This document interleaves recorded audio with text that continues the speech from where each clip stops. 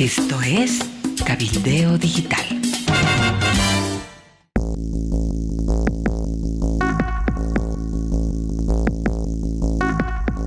Hola, ¿qué tal? Bienvenidos, amigos, a las noticias de último momento. Aquí estamos con Cacho Herrera. Cacho, ¿qué tal? Hola, Amalia. Preocupados, Amalia. La situación climática no deja de complicar las cosas, sobre todo en Santa Cruz, Amalia. Bueno, es que hay amenaza de bloqueos de los incendiarios. Campesinos afiliados a la Federación de Santa Cruz han decidido bloquear a partir del próximo 8 de octubre. Ya les contaremos por qué. La economía, todos los indicadores muestran una tendencia cuesta abajo imparable. Estaremos hablando de una decisión de la justicia que tarda, pero llegó 15 años después. El caso de terrorismo Hotel Las Américas ha pasado a la Corte Interamericana de Justicia. Bueno, estaremos hablando de Evo Morales, infaltable en las noticias, a propósito de las acusaciones, las sospechas sobre casos de estupro, sino de pedofilia. Bueno, Cacho, empecemos. ¿Por dónde quiere usted arrancar?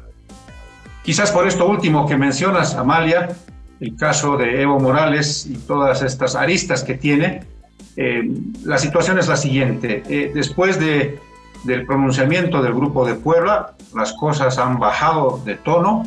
Se ha declarado en reserva por 10 días el caso. El nuevo fiscal departamental de Tarija ha dicho que la investigación continúa, pero no se sabe cómo, no sé cuál es el direccionamiento de esa continuación del procesamiento.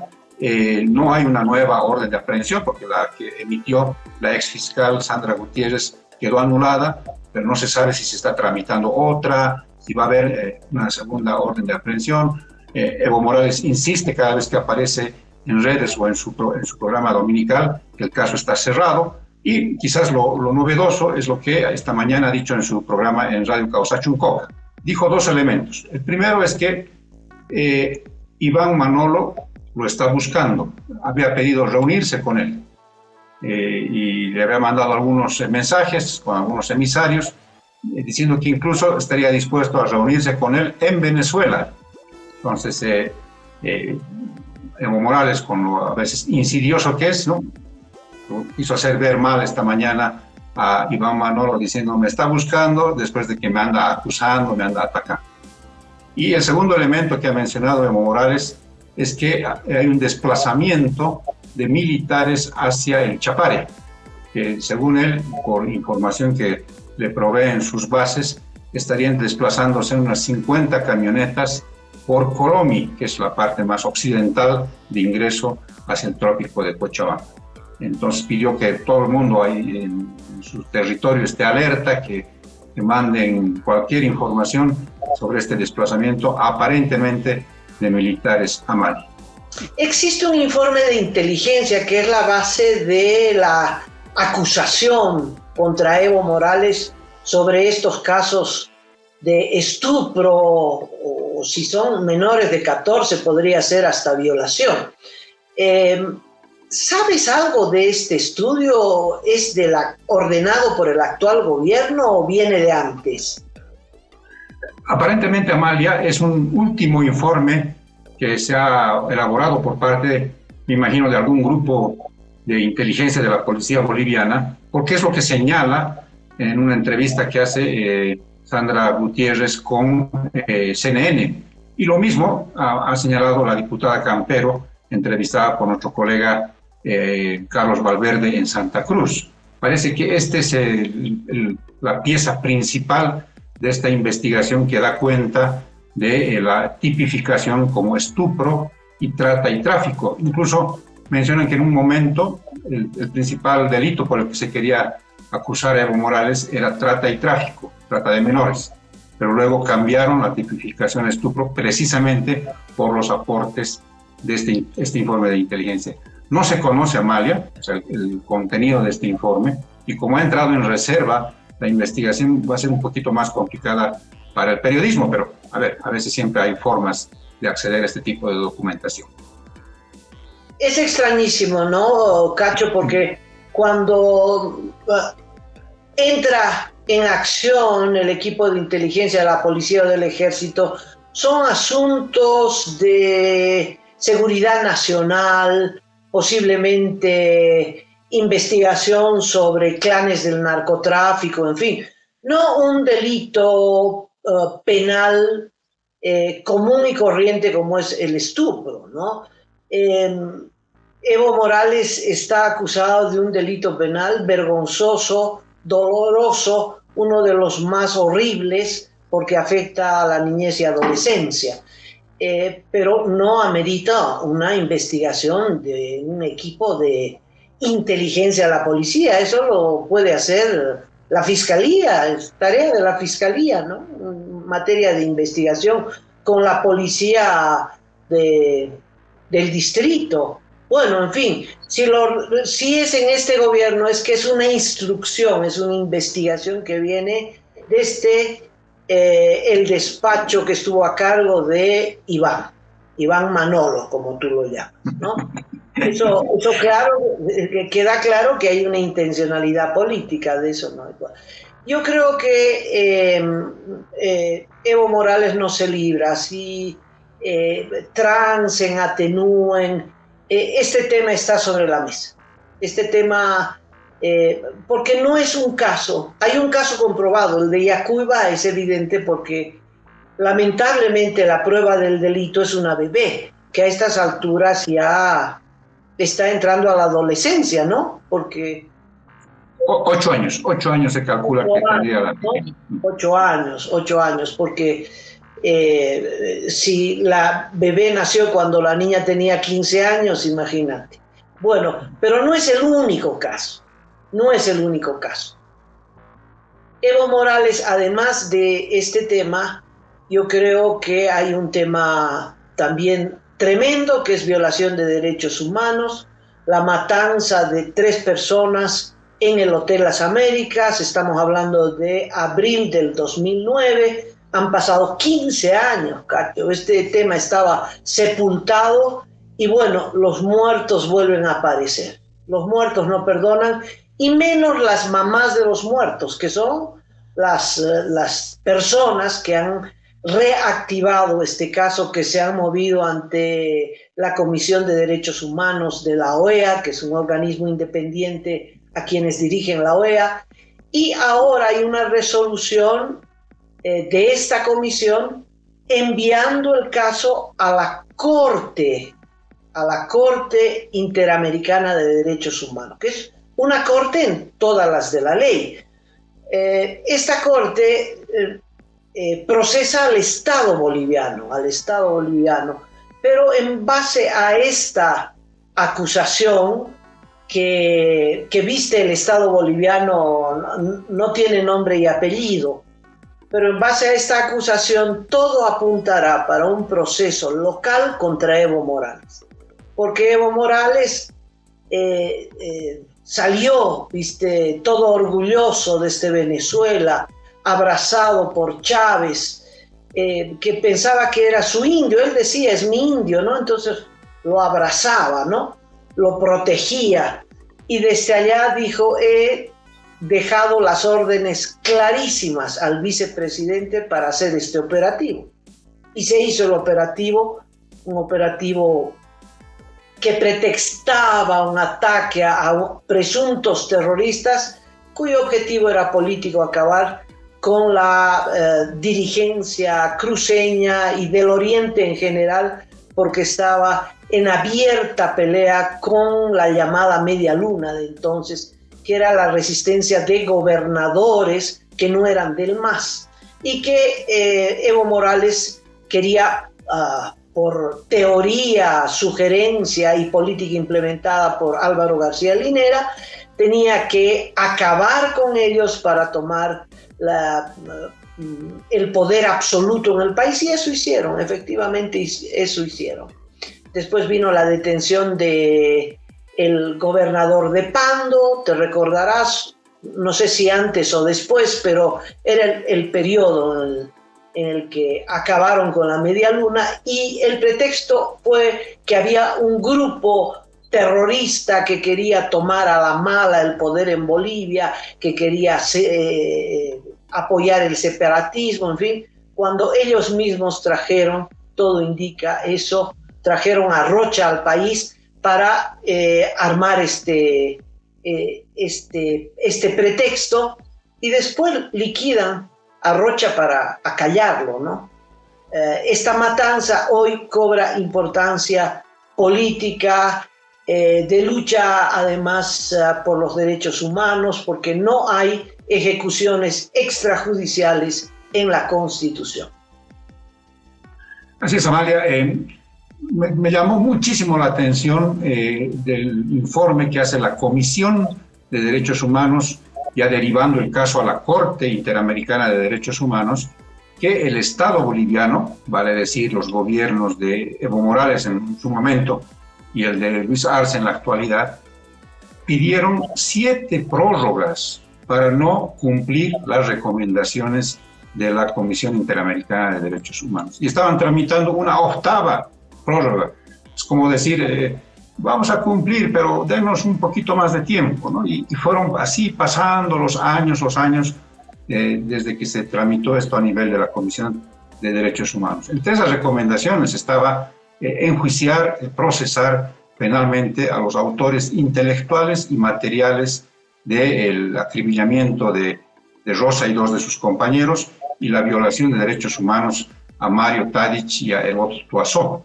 Entonces fueron comprando tiempo pensando que, bueno, se va a ir desgastando seguramente, ¿no? Se va a olvidar la comisión y no va a pasar nada. Bueno, no se olvidó la comisión y más bien pasó esto a la Corte Interamericana de Derechos Humanos. Que seguramente lo que van a buscar, Amalia, además de encontrar a los responsables, es luego establecer resarcimiento económico contra las víctimas de estas violaciones. Vale decir, Mario Tadic y el Tuazó van a seguramente ser compensados por la Corte con, me imagino, un monto alto que va a tener que pagar el Estado boliviano, porque así son las cosas, ¿no? Y una vez que se defina eso, se tiene que hacer lo que se llama, en términos jurídicos, una acción de repetición.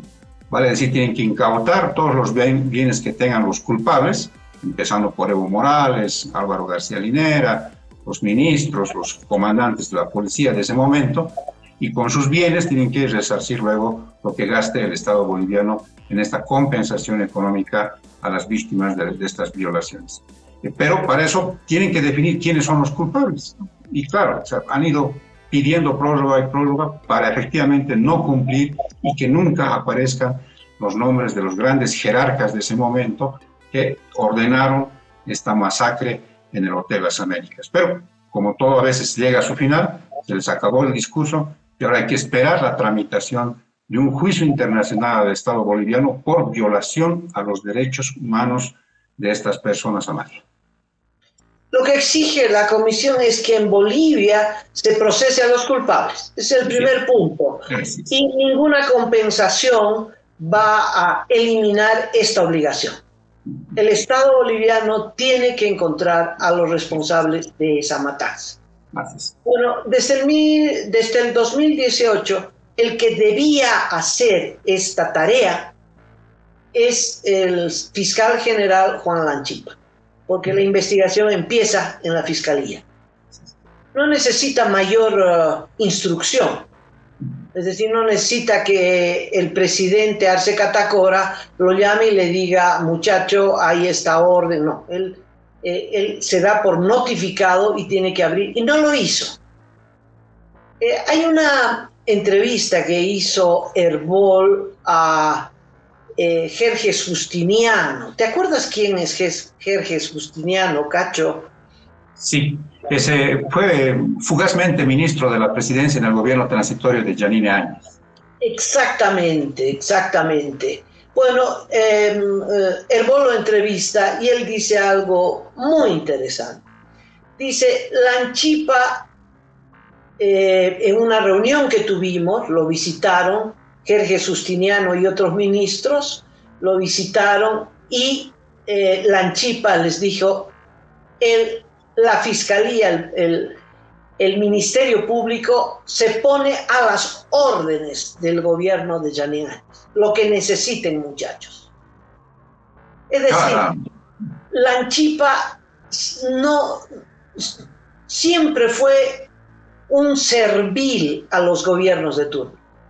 Si eso le dijo al gobierno de Janine Áñez, imagínate cómo estaba frente a Evo Morales y cómo está ahora actuando al servicio del actual gobierno, ¿no?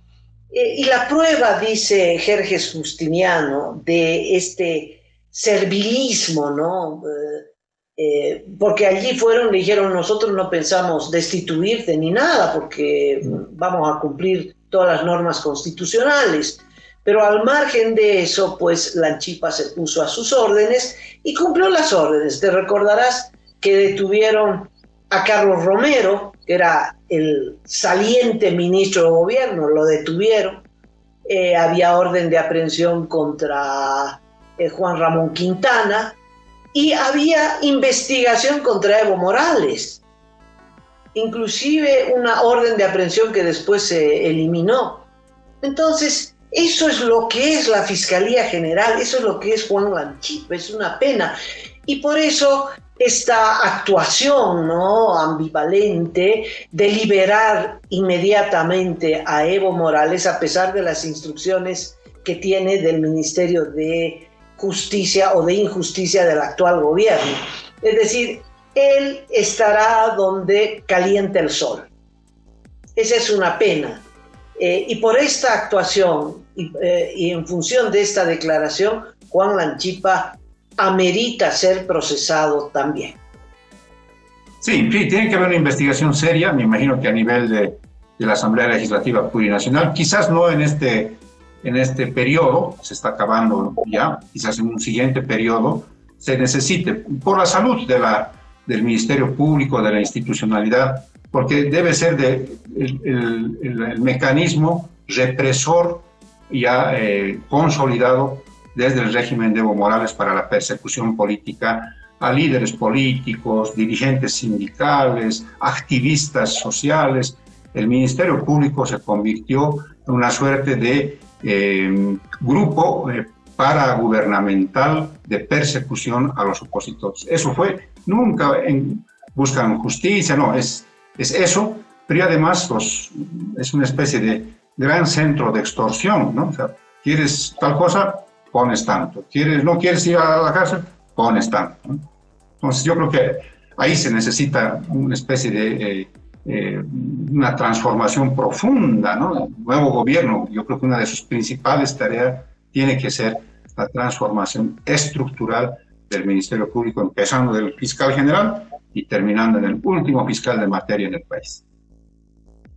Bueno, Cacho, ¿te parece doblar la página? Hay noticias económicas diversas.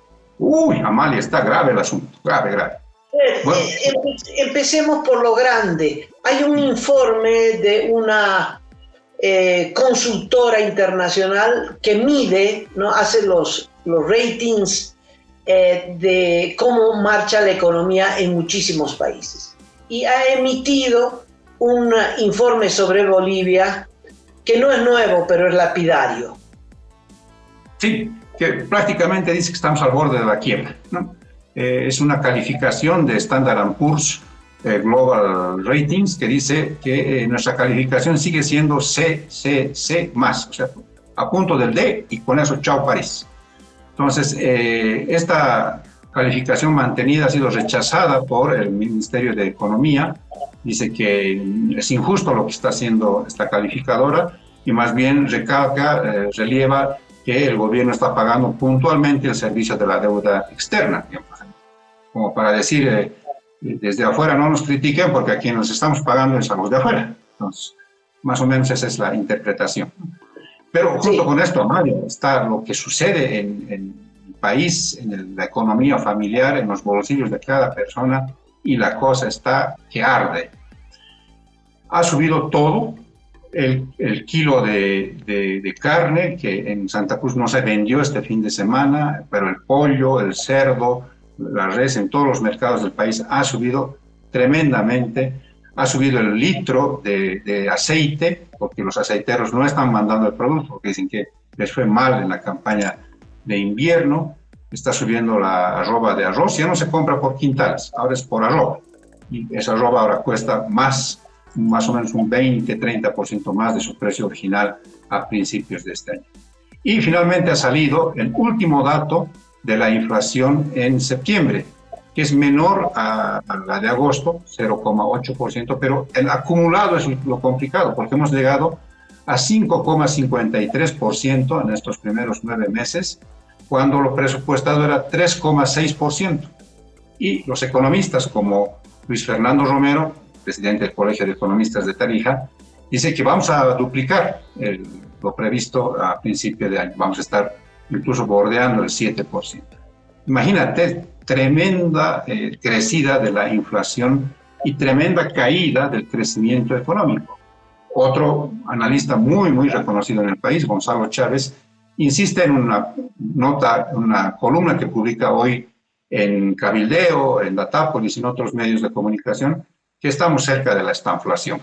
Está este fenómeno de que se dispara la inflación, se estanca el crecimiento económico, no hay empleo, no hay perspectivas, y entonces técnicamente eso se llama estanflación. Entonces estamos al borde de eso y Gonzalo dice lo único que puede de alguna manera cambiar este escenario es un programa, un plan de ajuste, un plan de estabilización. ¿Lo podrá hacer este gobierno? Se pregunta. Y él mismo se responde entre líneas que no, que es se necesita otro gobierno para encaminar este plan de estabilización.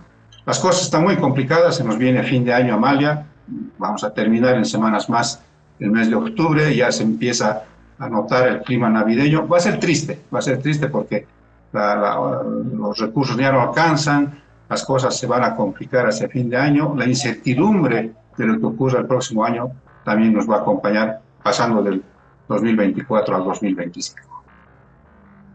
En relación a los países vecinos, Cacho, una inflación del 5-7% anual es una inflación aún controlada.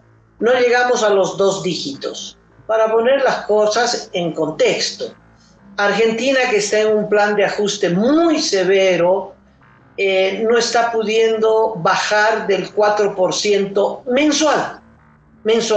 Ahora es un logro porque tenía 200% mensual, ¿no? De 200% a 4% es un logro grande, pero para mostrar que los indicadores todavía estamos en una caída lenta, Cacho, en una caída que no es vertiginosa. Todavía me parece que estamos lejos de una hiperinflación, ¿no? Vamos a una inflación, no hemos llegado a los 2 dígitos, pero hay que ver el próximo año. Todas las perspectivas, todos los indicadores a mediano y futuro son pesimistas.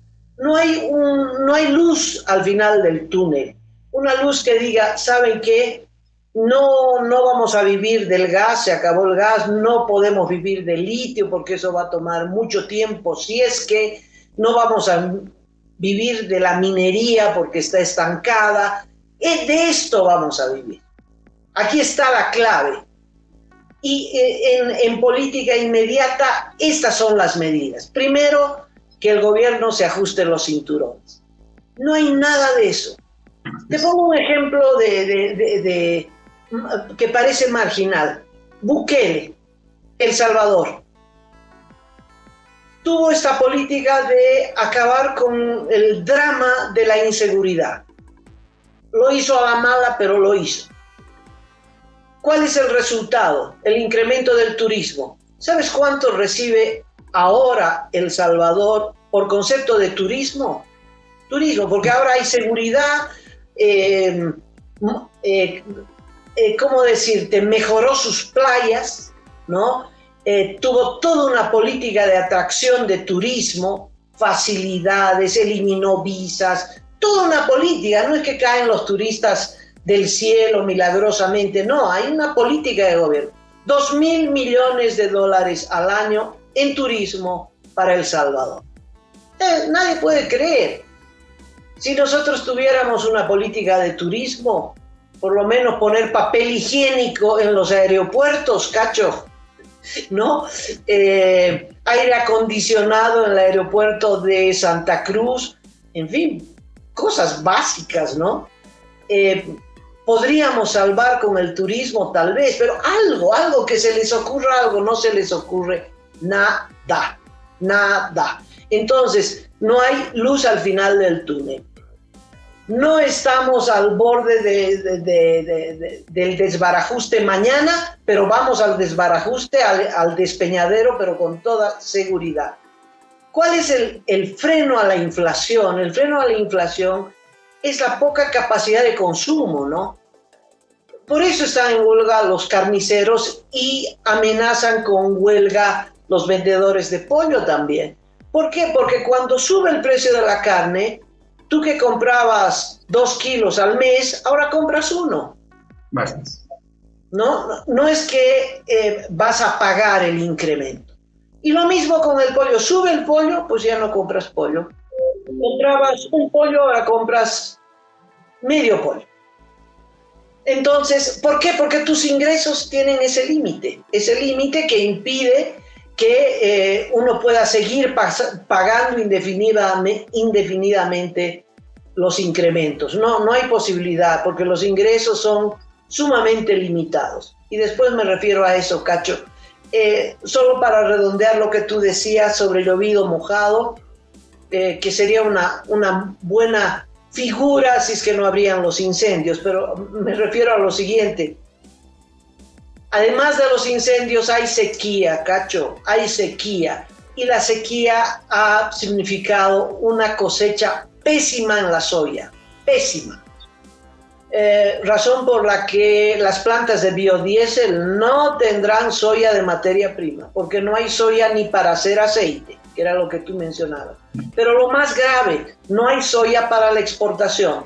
2 empresas importantes de las 5 o 7 que existen en Santa Cruz, agroprocesadoras de soya, han cerrado puertas, Cacho. ¿Por qué? Porque no hay materia prima, la cosecha fue horrible, fue mala a consecuencia de la sequía.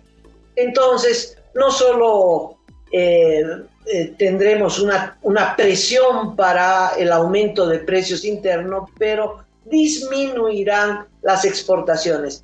Si a algo apostaba el gobierno, era a que Santa Cruz aumente sus exportaciones. Y Santa Cruz apostaba a esto, a aumentar sus exportaciones. Pues no, vino la sequía, la producción, la cosecha fue malísima y bajan las exportaciones. Los datos que analiza nuestro caserito económico, que es el licenciado Romero, todos los datos, que no se los voy a dar para no marearlos, pero todos los datos muestran una caída, pero dramática, de las exportaciones y de las importaciones. Es decir, la economía se está achicando, va a la parálisis completa.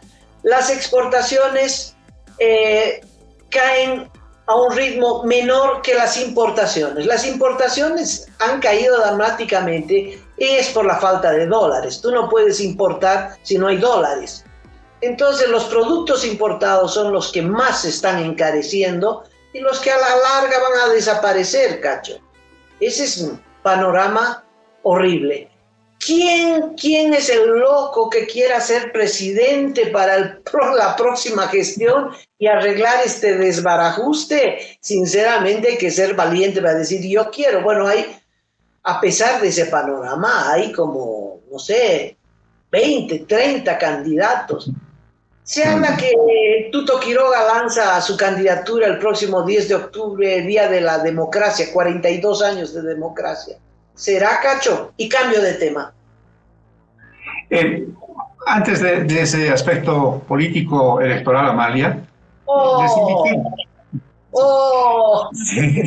les invitamos, por favor, Amalia, permíteme, a que nuestros amigos, seguidores de Cabildeo, de datapolis.bo, se tomen un tiempito, lean esta columna de Gonzalo Chávez, se llama "Estamos camino a una estanflación en Bolivia", muy interesante, muy didáctica, como suele escribir Gonzalo Chávez, y la nota de Luis Fernando Romero, que también está en nuestros servicios informativos, que da cuenta de esta baja de la inflación en septiembre, pero la acumulada que apunta a duplicar la inflación prevista a principio de año.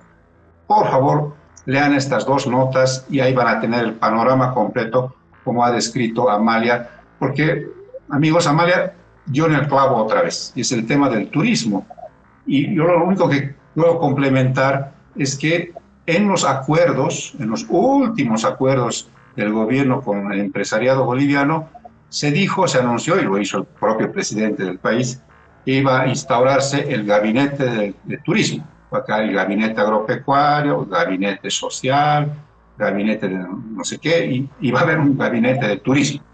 Nunca se reunió, nunca en todo este tiempo, porque el gobierno está más enfrascado, tiene la atención puesta en la pelea con don Evo Morales y su gente, y sobre estos temas esenciales que hacen a buscar una salida a la crisis económica, pues bueno, hay que postergar y postergar y postergar. Por tanto, nunca se reunió el gabinete de turismo y desde aquí les decimos, a ver, hagan pues algo, vean la manera de que salgamos de este hoyo profundo en el que estamos en términos de economía nacional, Amalia. Bueno, yo les recomiendo otra nota de opinión bellísima de Andrés Gómez. También la encuentran en muchos periódicos y en los nuestros también. Termina diciendo, después de un análisis de una lección básica de lo que es la democracia, la palabra más repetida en los últimos años. Dice, las elecciones nacionales del año 2025 serán de vida o muerte para la democracia. Si el grupo que hoy gobierna Bolivia se reproduce en el poder por las buenas o por las malas, como gustan repetir sus miembros, la democracia boliviana habrá muerto definitivamente a sus 43 años. El MAS habrá alcanzado su objetivo, que quedó trunco, el 12 de noviembre del año 2019. ¿Lo van a permitir los bolivianos? Termina diciendo Andrés Gómez.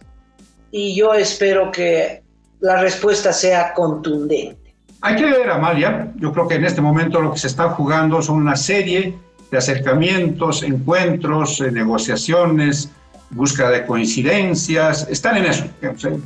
El plan político, como tú exiges, y me parece muy bien, es una postura muy razonable, todavía no hay, porque están, por lo que yo he averiguado, están todavía en estos escarceos políticos. Bueno. De hecho, ¿te acuerdas que Andrés incluso nos dijo en una entrevista, me están buscando, estoy en un dilema para saber si sigo en el periodismo o salto a la arena política? Es ese tiempo en el que está en este momento, digamos, la política nacional.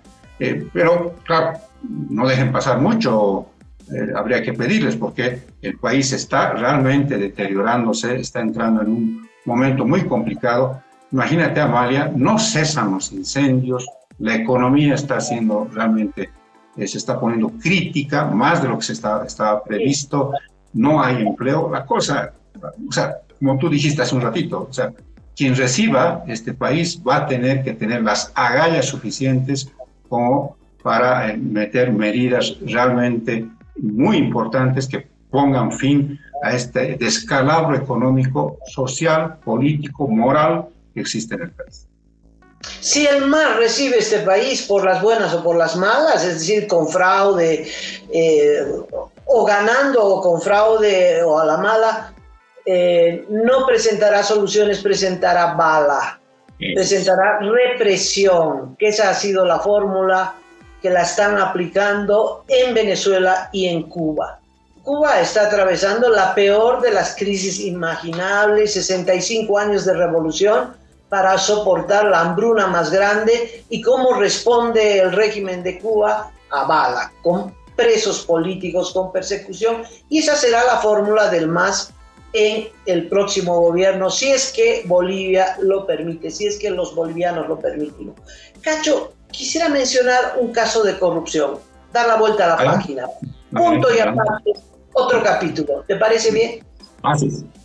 Adelante, María. estoy impactada por lo que acontece en EMAPA. EMAPA es una de las empresas que ha creado el gobierno.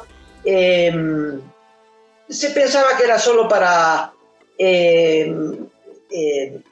permitir a los campesinos, particularmente a los del oriente, tener un mercado con buen precio, por ejemplo, los arroceros o los solleros. Pero después EMAPA se ha convertido en un pulpo, ¿no? Vende arroz en las esquinas, tienen supermercados, en fin, pero sobre todo un antro de corrupción.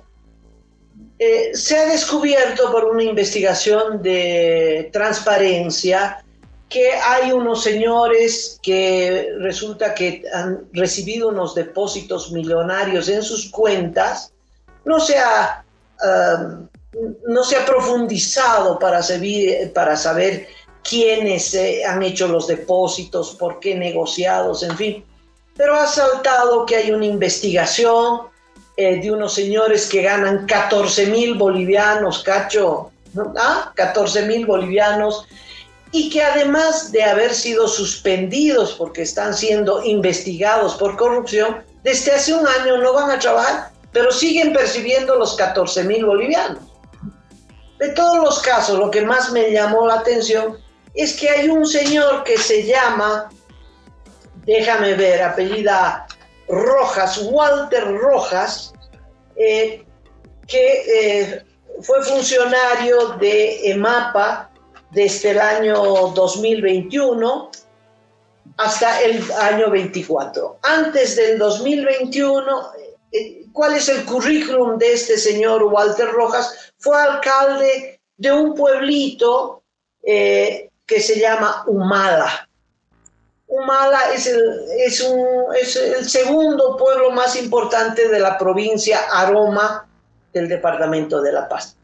O sea, es un campesino que sabe de producción agropecuaria, etc. Pero ¿con qué cargo lo pusieron en EMAPA? Era el responsable de sistemas, cacho, ¿sabes? De las computadoras, de los programas para control, en fin. El alcalde de Humala, responsable de sistemas de EMAPA. Bueno, es evidente que era cero a la izquierda y lo cambiaron y lo pusieron como jefe de acopio. Bueno, tal vez podía hacerlo mejor como jefe de acopio, pero estamos hablando de algunos miles de toneladas, estamos hablando de la producción de arroz del país, de la producción de soya, en fin, jefe de apoyo. ¿Qué hizo el señor? Acumuló plata. No solo ganaba, dicen, algo más de 9.000 bolivianos al mes. No es mucho para un rango ejecutivo, pero en sus cuentas bancarias, que tiene 3 cuentas bancarias, fue sumando más de 1.000.000 de bolivianos. 1.000.000 de bolivianos acá, 1.000.000 de bolivianos allá, etcétera, etcétera. Lo están procesando porque no sabe cómo responder a 800.000 bolivianos de ingreso, pero ¿qué hay de prueba concreta? En una de sus cuentas tiene 26 depósitos de personal de EMAPA, o sea, era un extorsionador, era de esos que a cambio de algo de seguridad laboral o de un cargo para la tía, para el primo, etcétera, etcétera, recibía plata. 26 depósitos, 800.000 bolivianos en esos 26 depósitos. Esto es EMAPA, esta es la empresa pública. Y como te digo, y remato diciendo que los sospechosos que fueron retirados de EMAPA siguen percibiendo un sueldo de 14.000 bolivianos. Amalia, esto tiene un componente también territorial. No hay que olvidar que don Franklin Flores, el actual número 1 de EMAPA, fue candidato a gobernador del departamento de La Paz en la última elección subnacional, regional. Y seguramente este alcalde o exalcalde de Humala fue parte pues del equipo que le hizo campaña. Por eso es que no sabiendo, no teniendo experiencia en temas programáticos, informáticos, resultó ser la máxima autoridad en esa área en EMAPA. Y encima de estos dos personajes, este alcalde que menciono, o este exalcalde que mencionas, del señor Franklin Flores, está Néstor Huanca, el ministro del área, ¿no? Que también viene, digamos, de una región andina del Departamento de La Paz. Por eso creo que hay un componente territorial que puede estar uniendo estos tres eslabones a mano. Bueno, ahora tenemos un tema muy importante pendiente de los incendios, ya vamos a eso, pero permíteme decir que los jubilados no han recibido el incremento que les corresponde. Esto viene al manejo de los empleados públicos. El gobierno subió a 13, 14 empresas estatales, le subió el salario. No habiendo plata, le subió el salario. Recordaré que a principio de año fue una barbaridad que el gobierno accediera al pedido de la COP, que es su brazo sindical, es el brazo sindical del gobierno. O sea, el gobierno se pide y el gobierno él mismo acepta un incremento del 8%. Todos dijimos 8% es una locura. Esto es un atentado contra la empresa privada que no va a poder pagar. Y si no puede, le vienen las multas. Le vienen las multas, la persecución. El gobierno decidió aprobar, cumplir con su propio decreto, que no lo cumplió a cabalidad, porque, por ejemplo, en Entel aprobó el 3% y así. Ojalá fuera así de tolerante con la empresa privada. Pero está dando incremento. Bueno, este incremento que le corresponde al sector de jubilados no lo ha aplicado. Estamos en octubre, las pensiones de septiembre hasta septiembre, 9 meses del año, 0 incremento para la jubilada. Porque se escucha mucho, habrá incremento a los jubilados, habrá incremento. No, ese no es incremento. El incremento a las rentas no ha llegado. El gobierno está incumpliendo la propia norma que aprueba el gobierno y ahí están los jubilados. Me llama la atención que la Asociación de Jubilados, porque tienen organizaciones regionales y nacionales, no digan nada. Lo que el gobierno está anunciando es otra cosa, ¿no? Es la aplicación de la ley 035 que se aprobó hace poco, que el gobierno tampoco va a aumentar nada, porque la plata viene del incremento al aporte, es un impuesto, se llama aporte solidario, pero por Dios, es obligatorio, y al ser obligatorio es un impuesto. Han subido la alicuota para este fondo solidario a los empresarios, o sea, saldrá del bolsillo de los empresarios. Y también aquellos trabajadores que ganan más de 13,000, los de EMAPA, por ejemplo, ¿no? Eso sí, también se les aumenta la alicuota. O sea, empresarios y trabajadores activos aumentan sus aportes para una bolsa común y de esa bolsa común van a aumentar a las rentas más bajas. ¿Cuáles son las rentas más bajas? Todas las rentas son más bajas, pero será las bajísimas que les van a aumentar, y algunos dicen que podría aumentar un porcentaje importante, inclusive unas rentas que no llegan a 1,000, podrían llegar a 2,000, me parece muy bien, pero no es el gobierno. Hágame el favor, escúcheme bien, no es el gobierno, son los empresarios y son los propios trabajadores a los que les han chantado un impuesto, le han subido la alicuota y ese impuesto va para mejorar estas rentas. Pero el incremento anual generalizado para todos los jubilados, ese incremento no lo está aplicando el gobierno y no es su plata, es plata de los jubilados. El punto es que esa plata ha terminado en el bolsillo del gobierno a través de la compra de bonos. La gestora le ha comprado al gobierno, es decir, la gestora manejada por el gobierno ahora le compra al propio gobierno los bonos del gobierno para salvar la crisis económica. Bueno, vamos a los incendios. Bueno, en este tema de los incendios, Amalia, lamentablemente hay que señalar que se han reactivado incendios donde ya estaban prácticamente sofocados. Me refiero al municipio cruceño de Roboré, este lugar donde, ¿te acuerdas, Amalia? Incluso murieron 2 personas dentro de un vehículo, calcinadas, que nadie sabe cómo se encendió el vehículo. Bueno, en este lugar, que comentamos ya hace un par de meses, volvió los incendios y están amenazando con llegar a la carretera bioceánica, esta carretera que une Santa Cruz con el Brasil. Muy complicado, no hay solución, o sea, siguen encendiendo bosque y pastizales en Concepción, en San Ignacio de Velasco, en San Rafael. La cosa no se está pudiendo solucionar.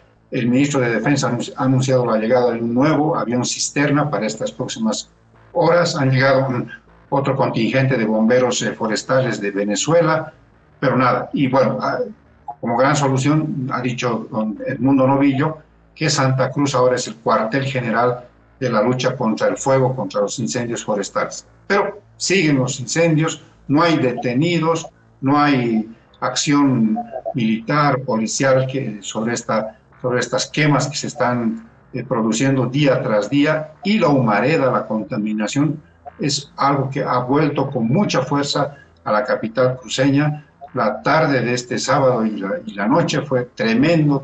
Las imágenes son de un manto de humo cubriendo, envolviendo a toda Santa Cruz. La cosa está muy complicada y en lugar de resolverse, más bien se está haciendo crítico. Ya estamos camino al 5º mes de los incendios forestales, Amalia. Y a la cifra horrorosa de 10 millones de hectáreas desaparecidas por el fuego. Ahora, mira, Cacho, hay una solución más barata, más fácil para resolver lo de los incendios. Y es que el gobierno se reúna con su gente, los interculturales, los campesinos de Santa Cruz, y les digan: paren, muchachos, dejen de incendiar. El gobierno sabe, el INRA sabe, porque ellos han sido los promotores de estos incendios. Desde el INRA, porque el INRA les dice aquí, allá, etc. Hay un comunicado escalofriante de la Federación de Campesinos Tupac Katari de Santa Cruz, y dicen que a partir del 8 de octubre, es decir, el martes, el miércoles, ¿no? El 8 de octubre, el martes. Bloqueo de todos los de todos los caminos en Santa Cruz, Cacho, para pedir la abrogación del decreto 5225, que es el decreto del actual gobierno que declaró la pausa ambiental. ¿Vas a creer, Cacho? En el departamento donde hay 10 millones de hectáreas ardiendo, donde la gente está sufriendo, en fin, ¿para qué te hablo de los animales? No quiero ponerme a llorar. Resulta que los incendiarios, bloqueo de camino, hasta que se abrogue, porque queremos incendiar todo. 10 millones, no todo queremos incendiar. Yo que el gobierno, Cacho, esperaría los bloqueos para agarrarlos en el bloqueo y llevarlos todos a la cárcel, porque es una confesión de autoría de estos incendios. No va a ocurrir, Amalia, déjame decirte que no va a ocurrir. Lo que yo presiento que va a pasar es que se van a asustar, nos van a convocar al diálogo y ahí van a someterse al chantaje que tengan estos grupos criminales, porque no se puede decir otra cosa, de gente que quiere bloquear para que se suspenda la pausa ambiental y ecológica. Se va a asustar el gobierno, que es su gente, entonces van a llegar a algún tipo de acuerdo seguramente, y otra vez la impunidad, sin presos, sin nada, y los bosques, los pastizales seguirán ardiendo, Amalia. Esto es lo peor que nos ha ocurrido como país. La Fundación Tierra calcula que vamos a duplicar la cantidad de hectáreas que han ardido en 2019. Esto no puede ser. Este ecocidio tiene que llegar a su fin. No puede ser. Tiene que haber responsables. No podemos ver de la manera más cándida e impávida lo que está sucediendo en el país.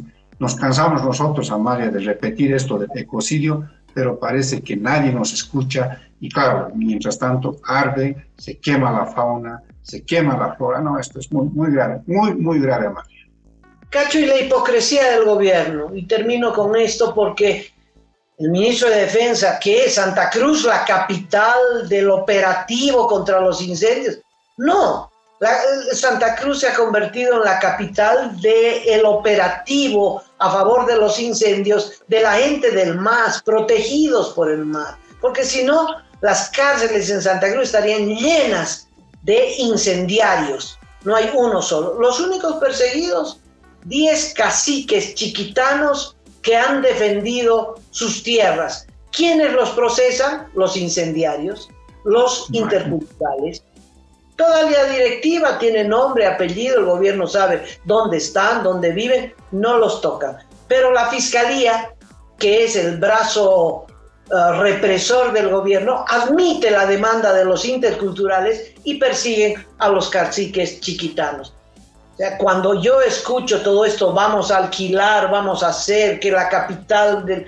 Es decir, me irrito aún más, porque es la expresión de la hipocresía, porque al mismo tiempo está el comunicado de su gente, todos militantes del MAS, que dicen que quieren seguir quemando Santa Cruz, quemando el país, quemando todo. Bueno, tenemos, Cachito, que liberarnos,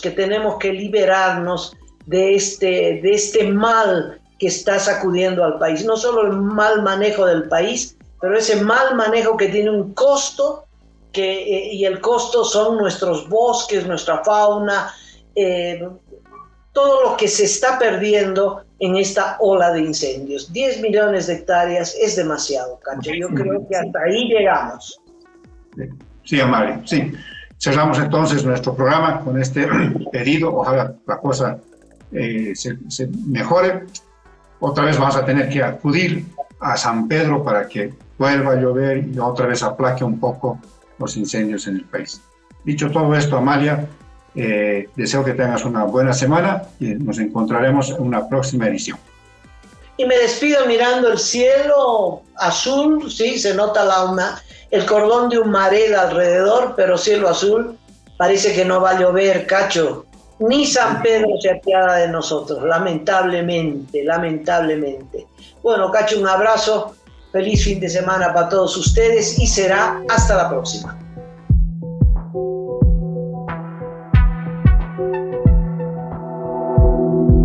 Aporta a Cabildeo Digital y apoya al periodismo independiente.